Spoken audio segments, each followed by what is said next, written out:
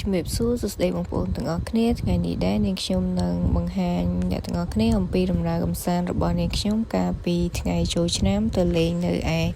ខេត្តកំពត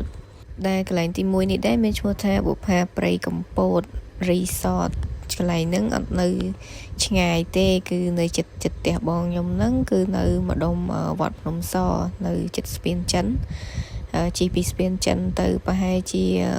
300ម៉ែត្រទៅ500ម៉ែត្រប៉ុណ្្នឹងឯងនៅកន្លែងហ្នឹងមានទេសភាពស្អាតមែនទែនថតទៅឃើញភ្នំឃើញទឹកហើយមានកណូតមានទូកអីគេនៅជាប់នឹងបើសិនជាមកគេងលំហែនៅនឹងហើយយប់ឡើងញ៉ាំអីនៅនឹងអង្គុយមើលទេសភាពស្អាតមែនទែនហ្មងកន្លែងហ្នឹងហើយ recommend ហ្មងបើអ្នកចង់ទៅជួយចិត្តបែបធម្មជាតិអីអញ្ចឹងទៅនឹងត្រូវហើយកន្លែងទី2នេះដែរគឺយើងធ្វើដំណើរទៅស្ពានឫស្សីសម្រាប់កន្លែងទី1មិញខ្ញុំអត់បាននៅយូរទេខ្ញុំគ្រាន់តែចុះទៅសុំគេថត plate ហើយចេញមកវិញដោយសារក្នុងមួយថ្ងៃនឹងខ្ញុំ plan ដើរលេងច្រើនកន្លែងអញ្ចឹងទៅចូលបានតែ plate ទេតែកន្លែងនេះយើងចូលទៅញ៉ាំបាយថ្ងៃនៅនឹងហើយខ្ទង់ម៉ោង2ជាងអីបានយើងចេញពីនឹងមកវិញអញ្ចឹងឥឡូវ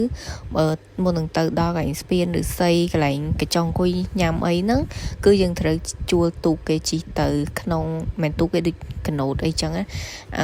ពេលទៅមកហ្នឹងអស់50000មកកណូតហ្នឹងគេមានអាវពោងមានអីដាក់នៅលើហ្នឹងឲ្យយើងស្រាប់អត់ហត់សមទេហើយនេះកន្លែងកញ្ចក់ក៏មានផ្ទះដូចបន្ទប់ជួលសម្រាប់អ្នកដែលចង់គេងស្នាក់នៅនឹងអីចឹងណាអ្នកដែលគាត់ត្រូវការគេងនៅនឹងតែនៅមុខហ្នឹងក៏គេមានជាកញ្ចក់ឬក៏កន្លែងសម្រាប់ស្ទូចត្រីស្ទូចអីនៅនឹងដែរគេធ្វើដូចជាស្ពានមួយតែពិតបើយើងអត់ចង់ជិះកណូតនេះក៏បានដែរគេមានផ្លូវដើរគេមានធ្វើជាស្ពានឆ្លងតាមព្រៃកោងកាងនឹងដើរទៅដល់កន្លែងផ្ទះដែលគេជួលគេនឹងហើយនឹងកន្លែងអង្គុយលេងមើលទឹកមើលអីនឹងប៉ុន្តែ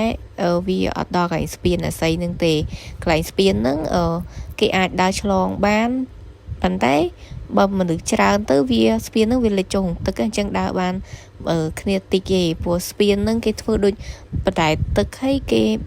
ដាក់វាយឈើអាស័យសងខាងអីអញ្ចឹងណា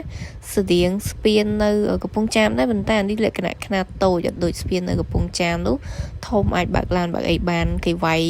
ជើងខាងក្រោមមាំឯអានេះអត់ទេអានេះលក្ខណៈបតែទឹកគេដាក់អាស័យបតែទឹកហើយពួកខ្ញុំជិះកណូតហ្នឹងដោយសារ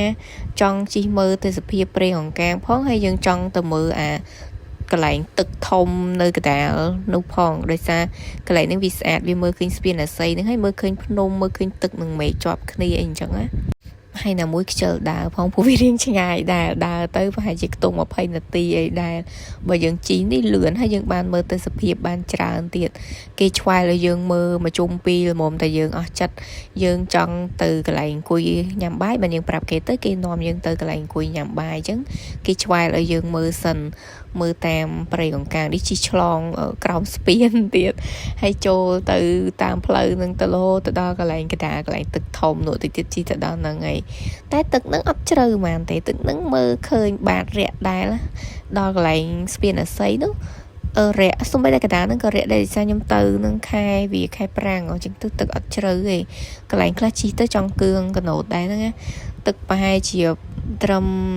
ចកេះហើយកន្លែងខ្លះអាចរាក់ជាងនឹងអត់ជ្រៅទេប៉ុន្តែដោយសារខ្ញុំអត់ចេះហែលទឹកហើយទឹកធំផងខ្ញុំក៏ពាក់អាវពោងទៅនេះកន្លែងស្ពានអាស័យគេហ្នឹងគេធ្វើអញ្ចឹងនេះធ្វើអត់ទាន់ហើយទេធ្វើទៅបានប៉ុណ្ណឹងទៅស្ពានហ្នឹងវែងណាពីខាងមុខកន្លែងផ្លូវដើរនោះមករហូតហើយក៏ខាងក្នុងនេះមានកញ្ចក់ច្រើនមែនតែដោយសារកញ្ចក់ខ្លះហ្នឹងប្រហែលជា view ចឹងវាខូចខាតនេះកន្លែងនេះទឹករាក់មែនតែនមើលឃើញដល់ក្រោមទឹកហ្នឹងទឹកប្រៃបងខ្ញុំត្នេខ្លាំងយកដៃទៅភ្លក់ទឹកហ្នឹងអីណាអូយចិត្តតែមានហ្មងហើយនៅហ្នឹងគេមានកន្លែងចំក្ដាមធម្មជាតិគេទៀតគេដាក់កន្លែងមុខហ្នឹងសិតតែកន្លែងចំក្ដាមហើយបន្ទាប់មកយើងប្រាប់គេរើសកញ្ចក់ដើម្បីអង្គុយញ៉ាំបាយពេលថ្ងៃញ៉ាំសិតតែគ្រឿងសមុទ្រញ៉ាំគ្រឿងសមុទ្រចង់រាល់ថ្ងៃទៅនឹងម្ដងដូរមុខពេលខ្លះស្ងោរមាន់ស្ងោរអីខ្លះឬក៏ធ្វើឲ្យមកហូបបែបស្រុកស្រែញ៉ាំដល់ពេលយើងទៅញ៉ាំគ្រឿងសមុទ្រច្រើនពេកចង់ធុញវិញតែដល់ពេលមកវិញនៅច្រកគ្រឿងសមុទ្រមកដែរ វីដេអូនេះយើងមានតែប៉ុណ្្នឹងទេអរគុណច្រើនជម្រាបលាជួបគ្នានៅវីដេអូក្រោយៗទៀតនេះសកម្មភាពត្រឡប់ទៅវិញហើយអរគុណច្រើនបាយបាយ